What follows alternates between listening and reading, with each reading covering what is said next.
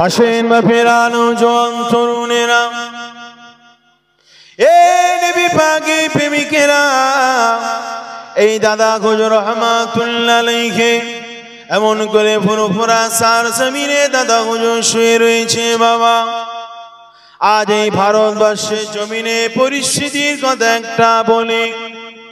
এমন করে খাজা মঈনুদ্দিন চিশতি আজমিরি সঞ্জরি রহমাতুল্লাহ আলাইহি আল্লাহ পাক জামানার বড় ইমাম বানিয়েছেন। জোরে বলুন সুবহানাল্লাহ।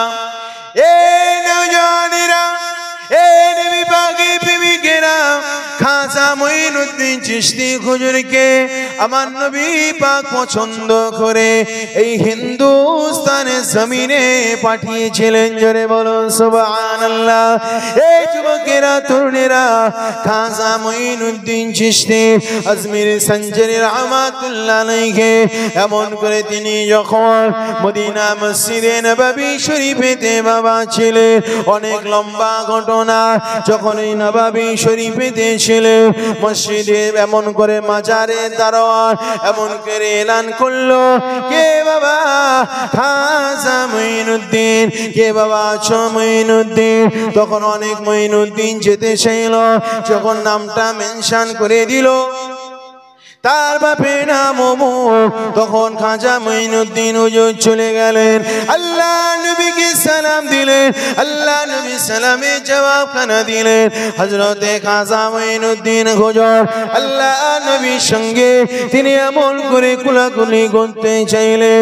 সেই সময় আমার নবী পাক বলেছিলেন, এই বাবা খাজা মঈনুদ্দিন, আজ নয় হিন্দুস্তানের জমিনে গিয়ে তুমি চলে যাও, সেখানে গিয়ে লা ইলাহা ইল্লাল্লাহ মুহাম্মাদুর রাসূলুল্লাহ এই কালেমা দাওয়াত খানা দিতে লাগো।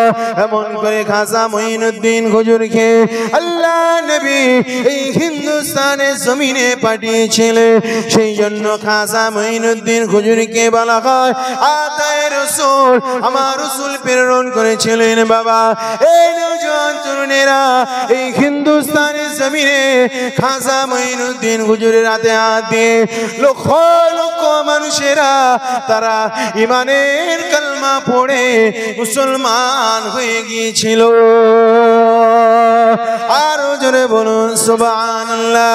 এই নওজোয়ান তরুণেরা, বাপেরা, এমন করে ভারতবর্ষের জমিনে এমন করে গুন্ডারা, এমন করে মস্তানেরা, এমন করে সন্ত্রাসী দলেরা সেই খাজা হুজুরের মাজারকে তারা তুলে দিতে চায়। ঠিক বলছি না ভুল বলছি? হ্যাঁ, গন্ডগোল হয়েছিল কি হয়নি? কি গো, যে এনআরসি আপনারা রুখতে পেরেছে? এই এনআরসি হচ্ছে কি হয়নি? এনআরসি হচ্ছে, ভোটার লিস্টে যাদের নাম আসেনি তারা তো বুঝবে, ঠিক না বেটি? এইরকম ভাবে কড়াকড়ি ভাবে যখন দেখবে সক্ষম না, তখন একটু সহজ ভাবে করে দেবে, বুঝলে? সহজ ভাবে করে দেবে। এতদিন এনআরসি নিয়ে খুব গরম গরম ভাব, যখন সরকার যখন বলল ঠিক আছে ভেরিফাই হচ্ছে, হোক, যাদের নাম ভোটার মানে লিস্টে যাদের নাম আসবে আসবে, আর যাদের আসবে না তারা যদি মানে অ্যাপ্লাই করে, আবার দরখাস্ত করে, তাদের নাম আবার ভোটার লিস্টে চলে আসবে, ঠিক না বেটা? জিনিসটা সহজ হয়ে গেল, তাই তো নাকি? আমার বাপ অনেক দিন ধরে ভোট দিচ্ছে, আমার নামটা তেমনি চলে আসে, তাই তো নাকি?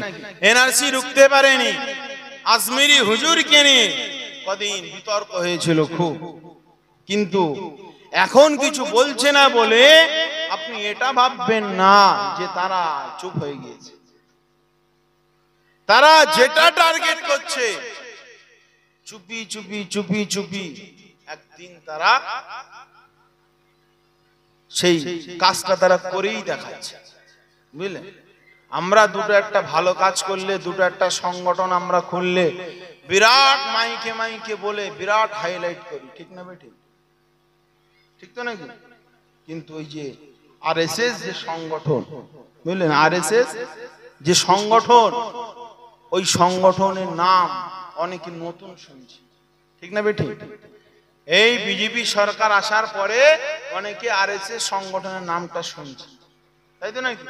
তার আগে অনেকে শুনেইনি, কিন্তু এর মধ্যে তাদের লক্ষ লক্ষ সংগঠনের সদস্য তারা তৈরি করে নিয়েছে। ভিতরে ভিতরে তারা কোনোদিন সোশ্যাল মিডিয়ায় তারা আসেনি, কি বুঝলে? সোশ্যাল মিডিয়ায় তারা আসেনি, তারা শুধু সময়ের অপেক্ষা করেছে। যখন সরকার জিতে গেল তখন এবার হিংস্র জন্তুর মতো তারা চেপে পড়ছে। তারা আমি আপনাকে আজকেরে বলছি, আপনি যদি মনে করেন লিখে রাখতে পারেন, আজকে খাজা মঈনুদ্দিন হুজুর তিনার মাজারকে নিয়ে আজকে তারা মানুষের মধ্যে দ্বন্দ্ব, মানুষের মধ্যে ঝামেলা তৈরি করতে চাইছে। ওই সরকার ইতিপূর্বে অনেক মসজিদ ওই সরকার বন্ধ করেছে কি করেনি? অনেক মাদ্রাসায় তালা মেরেছে। খাজা হুজুরের যদি মাজার যদি তারা বন্ধ করতে পারে, খাজা হুজুরের মাজার যদি তারা মিটিয়ে দিতে পারে, একদিন দেখবেন যে আমার আপনার দাদা হুজুর রহমাতুল্লাহ আলাইহির মাজার নিয়েও তারা একদিন প্রশ্ন তুলবে। ঠিক বলছি না ভুল বলছি? কারণ ভারতের জমিন থেকে, ভারতের জমিনে মুসলমানদের কোন নিদর্শন রাখা যাবে না। মসজিদ বলেন, মাদ্রাসা বলেন, দরগা বলেন, পীরের মাজার বলেন, কোনো কিছুই ভারতের জমিনে রাখা যাবে না। আজ যদি আমরা সোচ্চার যদি না হই, আগামীতে আমরা শুধু জিলাল, আমরা শুধু অন্ধকার ছাড়া আর কিছুই দেখব না। বুঝা আসছে কথা? কয়েকদিন আগে আমাদের ভাইজান অনেকেই তাকে অন্তর থেকেই অনেকে ভালোবাসে, পীরজাদা জুনায়েদ সিদ্দিকী ভাইজান, আল্লাহর ওলি দাদা হুজুর রহমাতুল্লাহ আলাইহির রক্ত যার শরীরে বইছে, ঠিক না বেটি? জুনায়েদ সিদ্দিকী ভাইজান তিনি জলসায় যাচ্ছিলেন, ইন্দোপুর বাঁকুড়া ওই জায়গায় কিছু আরএসএস সংগঠনের কিছু ছেলেরা তারা পীরজাদা জুনায়েদ সিদ্দিকীকে পাকিস্তানি বলে তারা তকমা দিয়েছে। বুঝে আসছে কথা? কারণ তারা আখ পিছ না ভেবে তারা এমন করে, ওই গাড়িতে একটা পতাকা ছিল, ওই পতাকাটা খেয়াল করে বলছে এটা পাকিস্তানি পতাকা। আচ্ছা বলেন, আপনাদের যে এই পতাকাটা রয়েছে এটা কি পাকিস্তানি পতাকা? এটা পাকিস্তানি? এটা একটা ধর্মীয় ইসলামিক সিম্বল, ঠিক না বেটি? তো এইরকম নবী দিবসের মাস, নবীর আগমনের মাস, অনেকেই গাড়িতে রাসূলুল্লাহ সাল্লাল্লাহু আলাইহি ওয়াসাল্লামের মানে একটা মহব্বতে একটা পতাকা অনেকে গাড়িতে নিয়ে বেঁধে ঘুরছে, ঠিক না বেটি? এই রাস্তা দিয়ে আসলাম, অনেকেই বাইকে দেখেছে, বাইকের হ্যান্ডেলে এরকম একটা ফেলাক টাঙিয়ে রেখেছে, ছোট ছোট ফেলা। এটা নবীর মহব্বত, নবীর প্রেম ভালোবাসার একটা বহিঃপ্রকাশ, ওর একটা ইজহার। তো জুনায়েদ ভাইজান নবীর প্রেমে খুশিতে, নবীর আগমনের খুশিতে তিনি গাড়িতে ওই ঝান্ডা পতাকা তিনি গাড়িতে লাগিয়েছেন। ওই পতাকা দেখে তারা বলছে পাকিস্তানি। কত রকম মানে ছোট বড় নোংরা কত রকম ভাষা তারা ব্যবহার করেছে, মারবে কত রকম গাল খিস্তি তারা করলো, মারবে এত মানে অপমানিত করলো, অপদস্থ করলো। যদি আল্লাহ হায়াতের মালিক, যদি সেখানে যদি কেউ না থাকতো, মিথ্যা কোনো কথা বলে, মিথ্যা কোনো অভিযোগ দিয়ে হয়তো ভাইজানকে হয়তো সেখানে মার্ডার করে দিত। পুলিশ প্রশাসনেরা তারা কারেন্টের মতো চলে এসে জিনিসটা সঙ্গে সঙ্গে ক্লিয়ার হয়ে গেল। বুঝে আসছে কথা? কত রোগ তারা মানে আরএসএস এত বড় মানে অমানুষ বাঁদর, যে একটা প্রশাসন যখন সেখানে রয়েছে অন্তত তার সামনে তো অন্তত বিনয়ী ভাব রেখে কথা বলা উচিত ছিল, তাই তো নাকি? যেন প্রশাসন তারা পোষে, এমন ভাবে ঠেলে দিচ্ছে, এমন ভাবে মানে গরম ভাষায় গরম মেজাজে জঘন্য ব্যবহার করে এমন ভাবে কথাটা। আমার বাপেরা, আজকের জুনায়েদ ভাইয়া তার উপরে অত্যাচার হলো, জুলুম হলো, দাদা পীরের औलाद। আজ যদি আমরা চুপ থাকি, আগামীতে আরেকজন আর করবে, তারপরে আরেকজন আর করবে, তারপরে আস্তে আস্তে মূল শিকড় যা তারা তোলার চেষ্টা করবে, করবে কি করবে না? দেখেন, যার রাজনীতির পরিচয় আলাদা, খোদার কসম আমি কোন রাজনীতি করি না, রাজনীতি পক্ষপাতিত্ব করি না, যা যেটা পছন্দ হবে করবে। তবে ভালো লোক যদি ভোটে দাঁড়ায় তাকে ভোট দেয়, সে জিতুক আর হারুক। অনেক সময় মনে করি যে হেরে যাবে তাও ভোট দেয়, আর অনেক সময় মনে করি জিতে যাবে তাও ভোট দেয়। জিতুক আর ভালো মানুষকে ভোট দিতে হবে, এটা আল্লাহ নবী বলেছে। জোরে বলুন সুবহানাল্লাহ। এই যে নওশাদ ভাইজান, নওশাদ ভাইজান তার রাজনৈতিক পরিচয় তার কাছে থাক, কিন্তু মানুষ হিসেবে একটা ভালো ছেলে। আমি তো মানে অবাক হচ্ছি, অনেক মুসলমান রয়েছে পৃথিবীতে, অনেক নামধারী মুসলমান রয়েছে, তারা অন্য সমাজে মানে নিজেকে মিশানোর জন্য, অন্য সমাজে নিজেকে গুরুত্ব দেওয়ার জন্য, যেমন গিরগিটি যেমন কালার চেঞ্জ করে, যে ডালে যায়, যে পাতায় যায়, সেই রং ধারণ করে। আমাদের মুসলমান সমাজে অনেক মুসলমান এমন রয়েছে যারা গিরগিটির মতো তারা নিজের রংকে তারা চেঞ্জ করে। এখন যদি বেধর্মীদের কাছে যাই আর মাথায় যদি আমার পরনের টুপি থাকে, একটা কেমন পানা না? অতএব তাদের কাছে যাব, মাথায় টুপি থাকবে না। হাজির কাছে যাব, মাথায় টুপি থাকবে। বড় জায়গায় যাব, মাথায় টুপি থাকবে না। বড় জায়গায় যাব, এমন করে সাদা ড্রেস থাকবে না, তখন কালারিং কালারিং ড্রেস থাকবে, যেন মানুষ সেটাকে যেন ইসলামিক হিসাবে মানুষ যেন না দেখে। ভাতৃত্ব শিখাচ্ছে, এগুলো কি শিখাচ্ছে? ভাতৃত্ব। কিন্তু খোদার কসম, যেদিন নওশাদ ভাই যেদিন মেরেছিল বাবা, যেদিন বুকেতে যেদিন ঘুষি মেরেছিল, সেদিন দিলটা কেঁপে গিয়েছিল। খোদার কসম করে বলছি, সেদিন খুব কেঁদেছিলাম, কারণ নওশাদ ভাই মার খেয়েছে, তার শরীরে সুন্নতি লেবাস তিনি ছাড়েনি, সুন্নতি লেবাস ছেঁড়ার চেষ্টা করেছে। নওশাদ ভাই মাথা থেকে টুপি পড়তে গিয়েছে, নওশাদ ভাই টুপিটা নিয়ে পকেটে ঢুকায়নি, নবীর সুন্নাত টুপিটা নিয়ে আবার মাথায় পরে নিয়েছে। জোরে বলুন সুবহানাল্লাহ। এরকম আদর্শবান নেতা আমাদের ভারতের জমিনে দরকার আছে না? না, এই ভারতের জমিনে দরকার।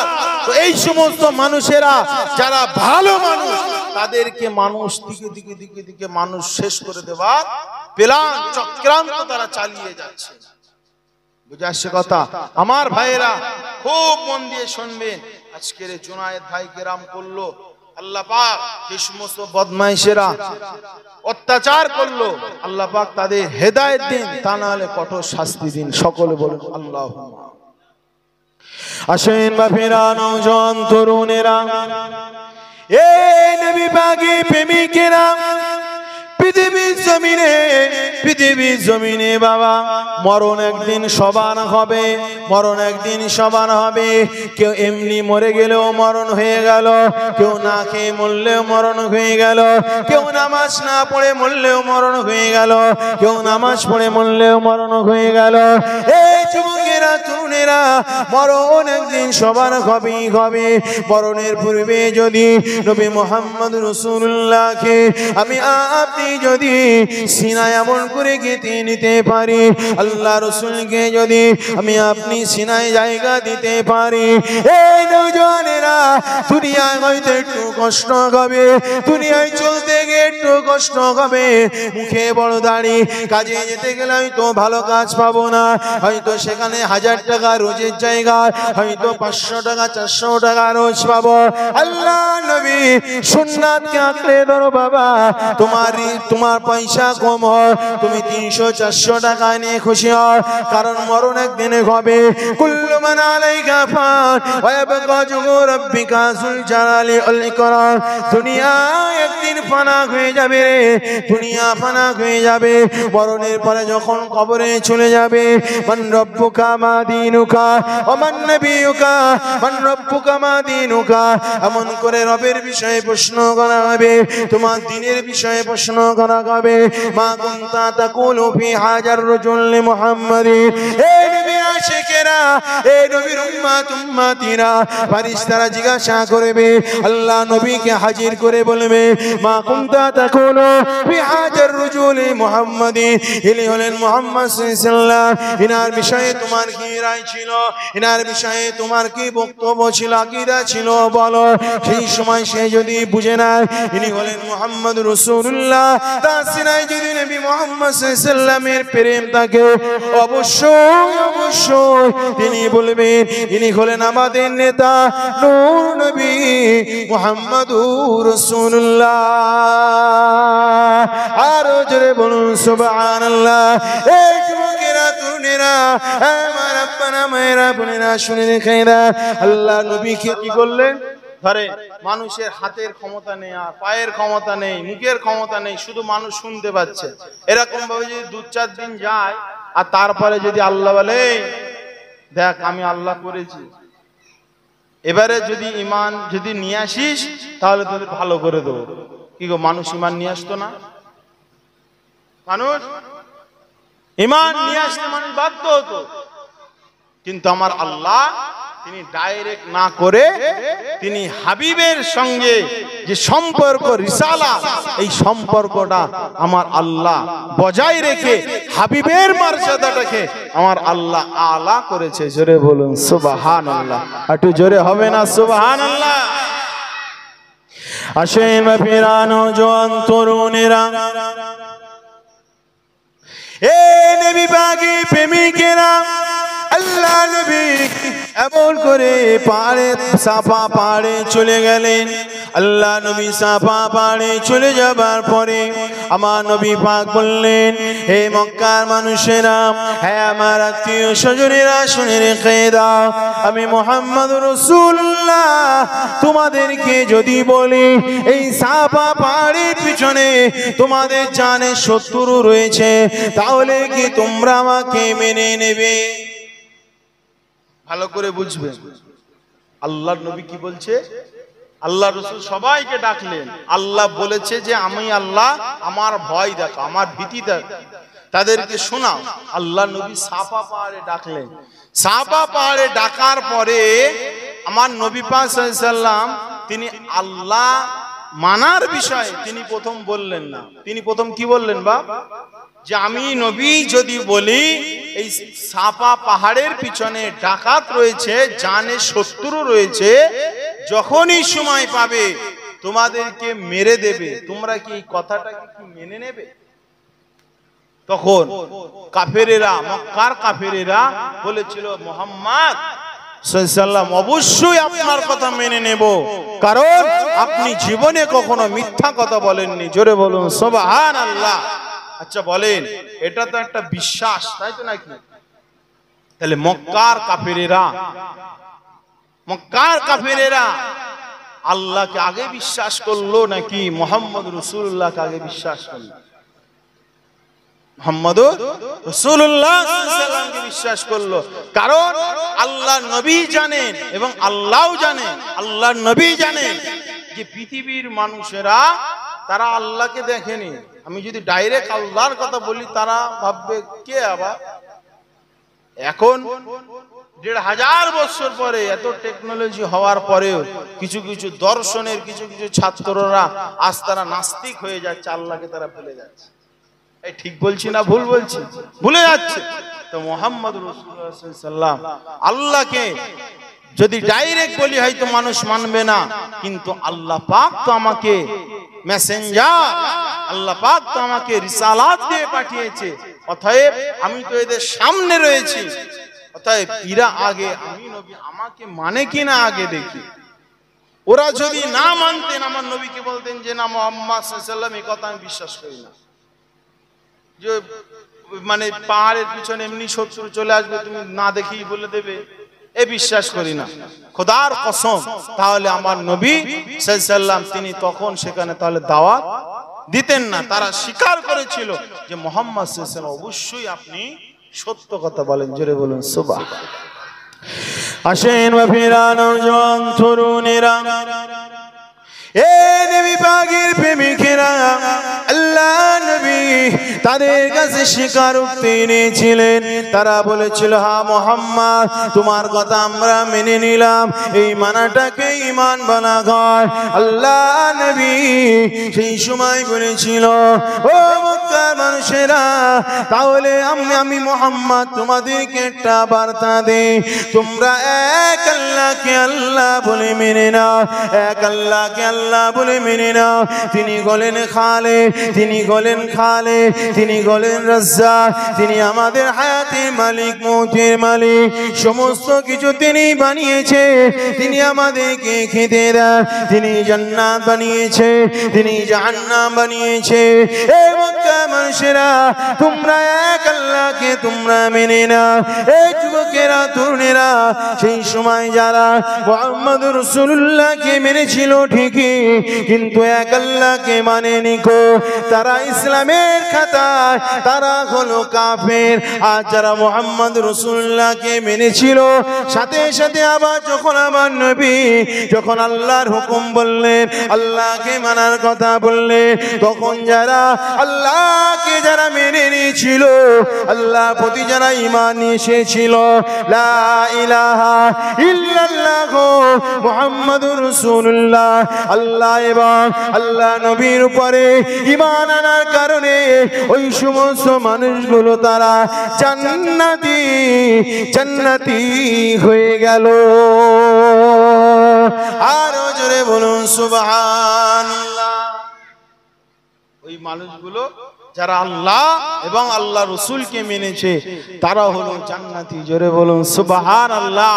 আবার সেই কাফেরদের পিরিয়ডে এমনও দেখা গিয়েছে যে অনেক মানুষ আল্লাহকে মেনেছে, আল্লাহকে আল্লাহ বলে মেনেছে, কিন্তু মুহাম্মদ রাসূলুল্লাহকে নবী বলে মানেনি, কিন্তু তারাও হলো কাফের, তারাও কাফের। তাহলে আল্লাহ এবং আমার নবীর সম্পর্কটা কত ক্লোজ, কত করিব, কত নিকটবর্তী বলেন তো। হ্যাঁ, যে একজন মানুষ তার জান্নাত অথবা জাহান্নাম নির্ভর করে আল্লাহ এবং রসুলের মাধ্যমে। জোরে বলুন সুবহানাল্লাহ। একজন মানুষ যদি মনে করে আমি জান্নাতে যাব, তাহলে তাকে আল্লাহ এবং রসুলকে মানতে হবে। আর একজন মানুষ যদি মনে করে জাহান্নামে যাব, আল্লাহ এবং রসুল কাউকে যদি পৃথক ভাবেও যদি মানে, তাহলেও জাহান্নাম।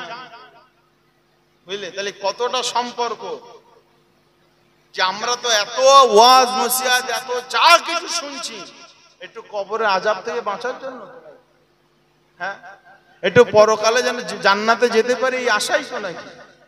হ্যাঁ, আল্লাহ পাক পরকালে যে আরশে ছায়া দেবে, একটু ছায়া যেন থাকতে পারি এই আশাই তো নাকি।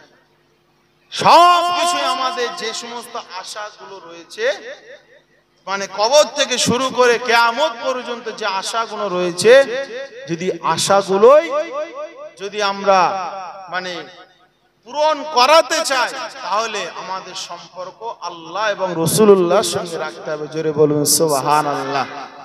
কেউ যদি সাপোজ শুধুই যদি মনে করে যে মুহাম্মদ সাল্লাল্লাহু আলাইহি ওয়াসাল্লাম আমাদের মতো একজন মানুষ, আল্লাহ তার দ্বীন প্রচার করার জন্য নবীকে পাঠিয়েছিল, আর জিবরাইল আলাইহিস সালাম ওহী নিয়ে এসেছিলেন, ওই মানুষের কাছে পৌঁছে দিয়েছে। আল্লাহ নবী সাল্লাল্লাহু আলাইহি ওয়াসাল্লাম তিনি ইন্তেকাল করেছেন, রাসূলুল্লাহ সাল্লাল্লাহু আলাইহি ওয়াসাল্লামের কথা শেষ, আলোচনা শেষ, সব শেষ। জোরে বলো নাউযুবিল্লাহ। কেউ যদি নবী পাক সাল্লাল্লাহু আলাইহি ওয়াসাল্লামকে যদি এই চোখে যদি কেউ দেখে, কি গো ওই মানুষটা মুসলমান নামদার ঠিক, কিন্তু হাকিকতে মানুষটা হলো মুনাফিক। কি বললাম? ওই মানুষটা আসেন মাফেরা নওজোয়ান তরুণেরা, এ নবী পাকে প্রেমিকেরা, আল্লাহ নবীর মাকামকে, আল্লাহ নবীর মর্যাদাকে আমার আল্লাহ পাক বাড়িয়েছেন এত।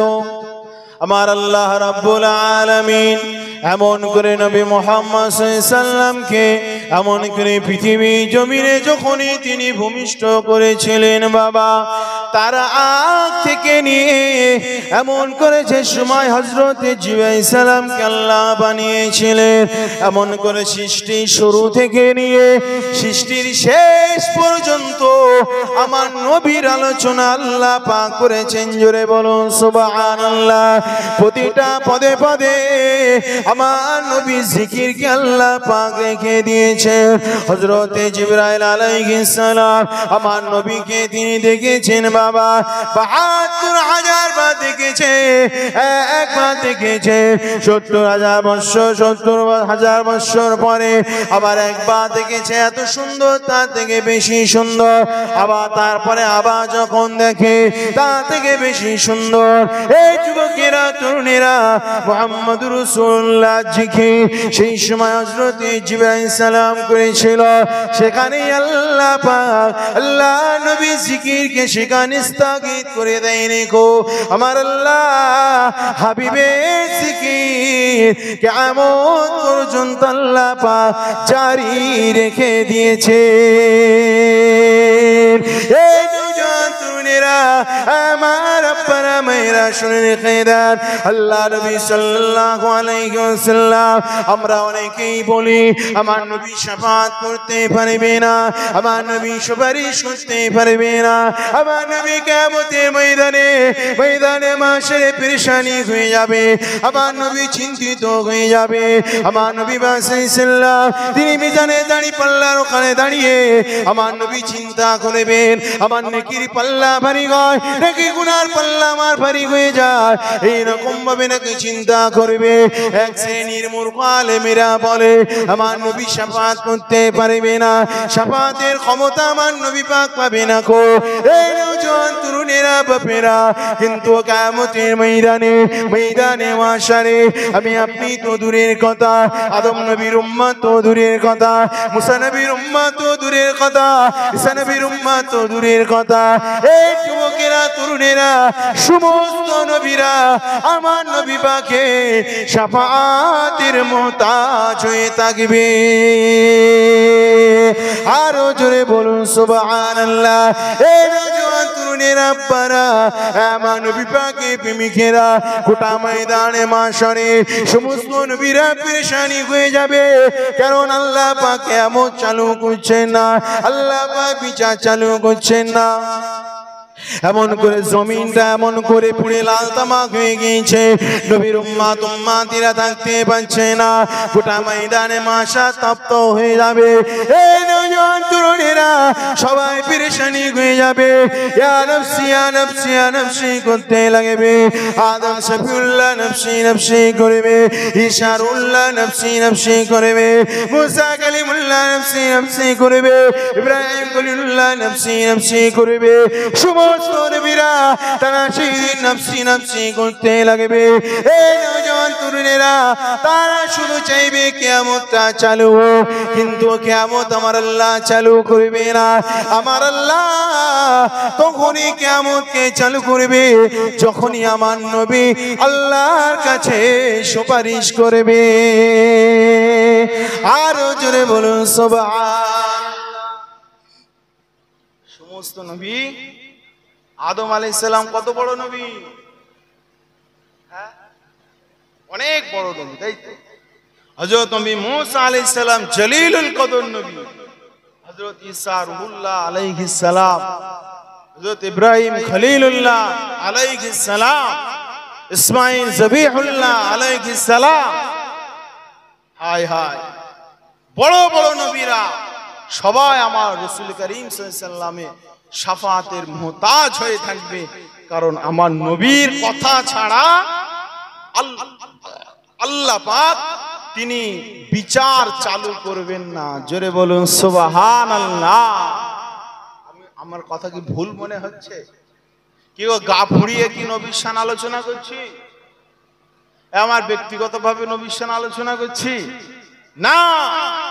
ওয়ারাফানা লাকা যিকরা, আমার আল্লাহ আমার নবী পাক সাল্লাল্লাহু আলাইহি ওয়াসাল্লামের জিকিরকে সব থেকে উঁচু করেছেন। জোরে বলুন সুবহানাল্লাহ। আলোচনা অসুবিধা হচ্ছে নাকি? হ্যাঁ, কষ্ট হচ্ছে? কারণ নবী নবী করা করলে যদি আল্লাহ ওটা কবুল করে নেয়, ওটাই হয়ে যাবে আপনার কবর থেকে শুরু করে কিয়ামত পর্যন্ত নিরাপদের একটা পুঁজি হয়ে যাবে। জোরে বলুন সুবহানাল্লাহ।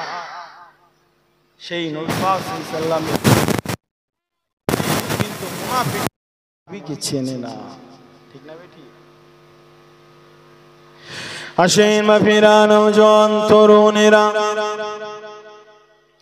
এ নবী পাকের প্রেমিকেরা, আল্লাহ নবী নূর নবী মুহাম্মদ রাসূলুল্লাহ সাল্লাল্লাহু আলাইহি ওয়াসাল্লামকে আমার আল্লাহ পাক এতটা মর্যাদা দিয়েছে বাবা, পৃথিবীর জমিনে ভূমিষ্ঠ হওয়ার পূর্বে আমার নবী পাকে জিকির আল্লাহ মানুষের দিলে দিলে ছড়িয়ে দিয়েছে।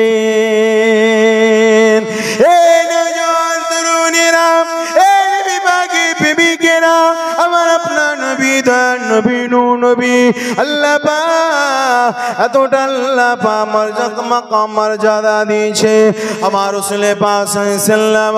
এমন করে যখন আম্মা জানের গর্ভেতে যখন আসলে আবেনা গর্ভেতে যখন আসলে আমার আল্লাহ পাক হাবিবের শরীরের খুশবু আমেনা শরীর থেকে ছড়াতে লেগেছে।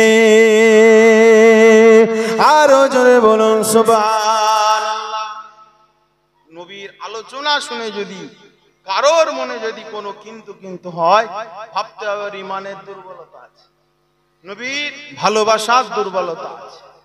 চল, এখানে এতগুলি মানুষ রয়েছে, ধরেন একজনার ছেলে ধরেন উচ্চ মাধ্যমিকে ধরেন র্যাঙ্ক করলো, মানে 1 নম্বর হলো, বুঝলে?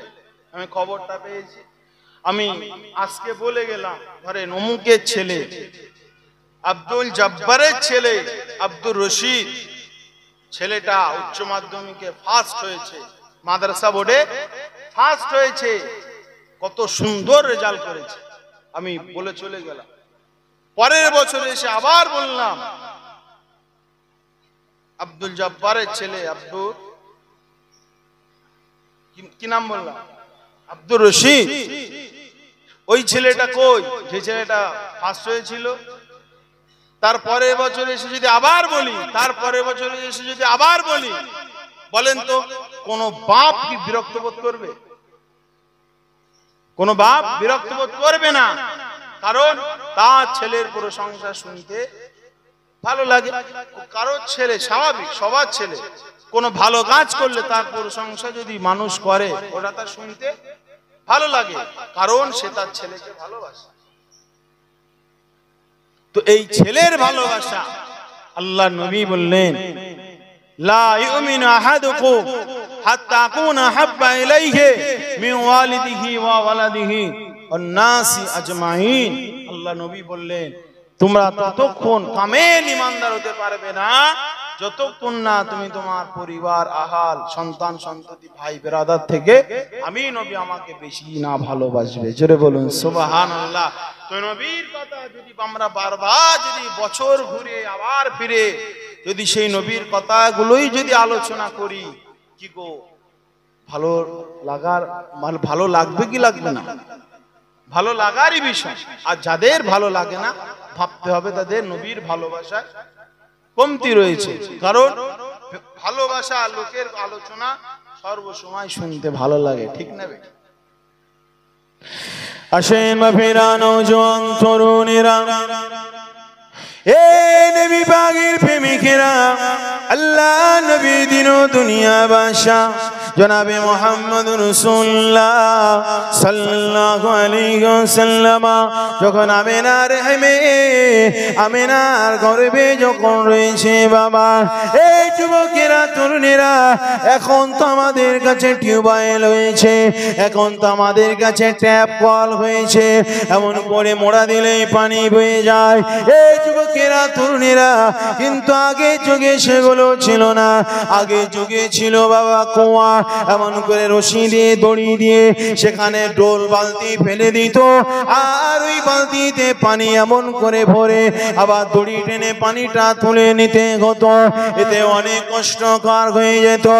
এই নওজোয়ান তরুণীরা হযরত আমিনা ফরমাতে লেগেছে, আমি যখন এমন করে আমার পেটে যখন এই বাচ্চাটা আসলো, যখন এই বাচ্চাটা আসলো, তখন আমি যখন ওই কুয়ার পাশে যখনই যেতাম, আল্লাহ পাক সঙ্গে সঙ্গে ওই কুয়ার মুখ বরাবর পানি দিয়ে ভরিয়ে দিত। জোরে বলুন সুবহানাল্লাহ। এই নওজোয়ান তরুণেরা, এই নবী পাকের প্রেমিকেরা আমিনা বলতে লেগেছে রে, ও আমিনা, এমন করে মক্কার বুবুরা বলতে লাগলো, ও বুবু আমিনা, আপনি এখান থেকে যাবেন না, কারণ আপনি যখনই আসে পানিগুলো এমন করে মুখ বরাবর চলে আসে, পানিগুলো আমাদের নিতে খুবই সুবিধা হয়। আপনি যখনই চলে যান তখনই পানিগুলো নেমে যায়, আমাদের পানিগুলো তুলতে বড় কষ্ট হয়। ও বুবু আমিনা, আপনি এখান থেকে যাবেন না যতক্ষণ না পানি না নেওয়া হয়। এই নওজোয়ান তরুণেরা আমিনা হুজুর তিনি সেখানে দাঁড়িয়ে থাকতেন, মক্কার নারীরা সেখান থেকে পানিগুলো উঠাতে লাগতো, তারা সেখান থেকে পানি নিয়ে নিত। এই নওজোয়ান তরুণেরা, এই নবী পাকের প্রেমিকেরা, এক সময় মক্কার বুবুজানেরা, মক্কার নারীরা আমিনাকে প্রশ্ন করেছিল, ও আমিনা, ও বুবুজান আমিনা, তুমি কি এমন করো, তুমি কি এমন করো যে কারণে কুয়ার উপরে পানিখানা চলে আসে? সেই সময় আমিনা বলেছিল, না রে না রে না, আমার কোনো এখানে কৃতিত্ব নাই রে, আমার কোনো এখানে কৃতিত্ব না, যা কিছু তোমরা দেখছো এটা হলো আমার পেটের শিশু বাচ্চা। আরো জোরে বলুন সুবহানাল্লাহ। বাদুর শরীফ আল্লাহ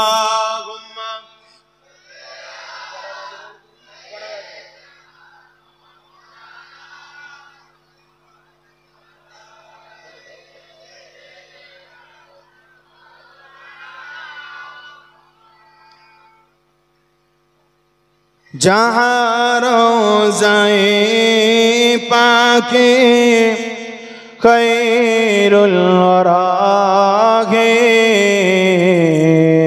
ओ जन्नतों नहीं है तो फिर और क्या है। अल्लाहुम्मा सल्ली अला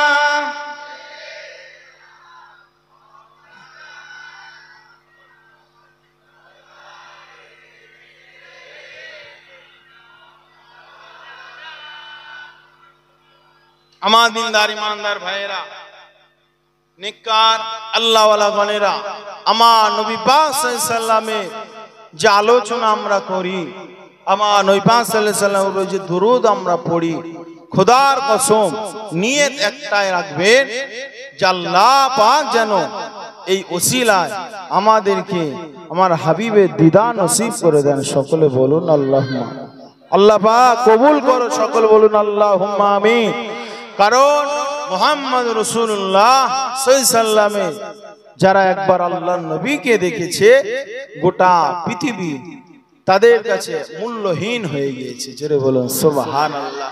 নবীকে একবার ভালোবেসে দেখে, জীবনে অনেক কেঁদেছে, নবীর মহব্বতে একবার চোখ থেকে পানি ফেলে দেখবেন, ওই চোখের পানি আমার আল্লাহ বিফলে দেবে না, দেবে না, দেবে না। জোরে বলুন না সুবহানাল্লাহ।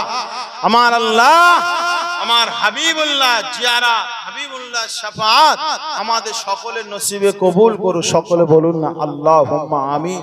ফুরফুরা শরীফ দাদা হুজুর রহমাতুল্লাহ আলাইহি আল্লাহ পাক এত সম্মান কেন দিয়েছে? কেউ দাদা হুজুরকে মানেন তো নাকি? দাদা হুজুরকে মানেন তো নাকি? আল্লাহ এত সম্মান কেন দিয়েছে বাবা? পৃথিবীর জমিনে অনেক বড় তাবড় তাবড় আলেম চলে গিয়েছে, আজও যাচ্ছে, আগামীতেও যাবে, কিন্তু দাদা হুজুর গরিবে নামাজ আব্দুল কাদের জিলানী রহমাতুল্লাহ আলাইহি, এমন করে আপনার আহমদ সারহিন রহমাতুল্লাহ আলাইহি, বড় বড় আল্লাহর ওলি বসিরহাটের আল্লামা রুহুল আমিন সাহেব রহমাতুল্লাহ, নাম শুনেছেন তো নাকি? হ্যাঁ, ডক্টর শহীদুল্লাহ নাম শুনেছেন তো নাকি? মানুষ কেন তাদের কথা মানুষ মনে রেখেছে? একটাই হলো কারণ, সেটা হলো সিনাতে মুহাম্মদ রাসূলুল্লাহ সাল্লাল্লাহু আলাইহি ওয়াসাল্লাম। জোরে বলুন সুবহানাল্লাহ। কারণ আমরা মসজিদে নামাজ পড়ি, মসজিদে এক সাইডে লেখা থাকে আল্লাহ, অপর সাইডে লেখা থাকে মুহাম্মদ সাল্লাল্লাহু আলাইহি ওয়াসাল্লাম। থাকে কি থাকে না? আল্লাহ এবং মুহাম্মদ সাল্লাল্লাহু আলাইহি ওয়াসাল্লাম লেখা থাকে। তো অনেক মানুষ ইবাদতের ক্ষেত্রে শুধু আল্লাহকেই মানে আর নবী সাল্লাল্লাহু আলাইহি ওয়াসাল্লামকে মানে না। তো মসজিদে যদি আমার নাম যদি কেউ লিখে রাখে আল্লাহর পাশে, আপনারা মেনে নেবেন? মেনে নেবেন? কেউ মানবে না।